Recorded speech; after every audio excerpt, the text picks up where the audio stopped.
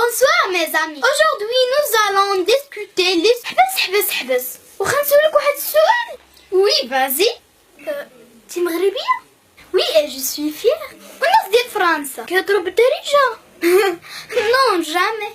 سيري الله ينقالك طيحتو على المغاربة الدل. هبراري ولا يلا دينا كداب.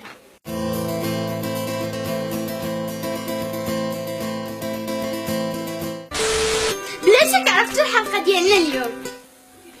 المغاربة والفرنسي. كيف ما كيعرف الجميع المغرب كان مستعمر من طرف فرنسا لمدة 44 سنة. الشيء اللي خلى اللغة الفرنسية تولي وحدة من الثقافة ديالنا. والمشكل أن المغاربة مازال فرنسا مستعمراهم. فيما مشينا كنسمعو كلشي كيهضر بالفرنسي. كتهضر مع ولادها بالفرنسي. إلا بغيتي تخدم خاصك تعرف تهضر بالفرنسي. Alors, Bouzbel, parlez-moi un peu de vous. Non français. Marocain. Marocain. Ah, Smahlia, je peux pas t'accepter.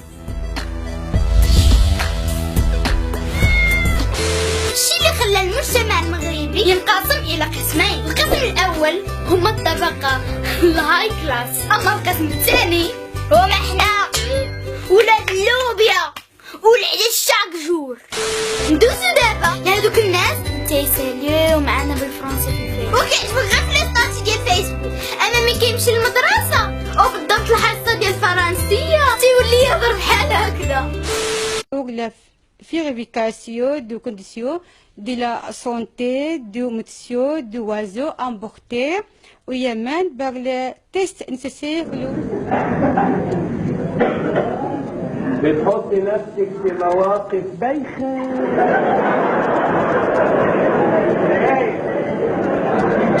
ولكن اللي مازال محيرني ضيعت فيه سنوات من التحليل باش نفهم. ومن كنكونو كنتفرجوا في شي برنامج مغربي فيه محلل مغربي والضيف تا هو مغربي وفي قناة مغربي والمتلقي تا هو مغربي وكيهضروا بالفرنسي.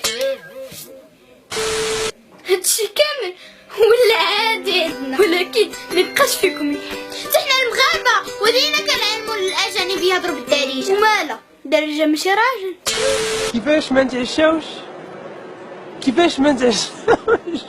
كيفاش ما نتعشاوش؟ تحرقات الكاملة. تحرقات الكاملة. كيفاش ما نتعشاوش تحرقات الكاملة؟ خويا عرف شوية.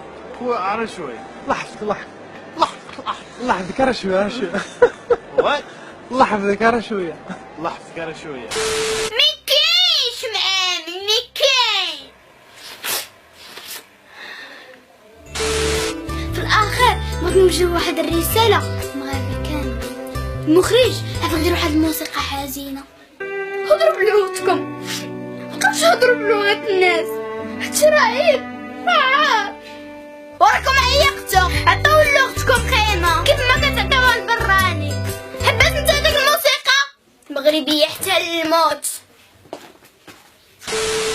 سيادنا وصلنا لنهاية الحلقة، ما تنساوش تزوروا الصفحة ديالي ديبا فاين وتابوناو معنا في لاشين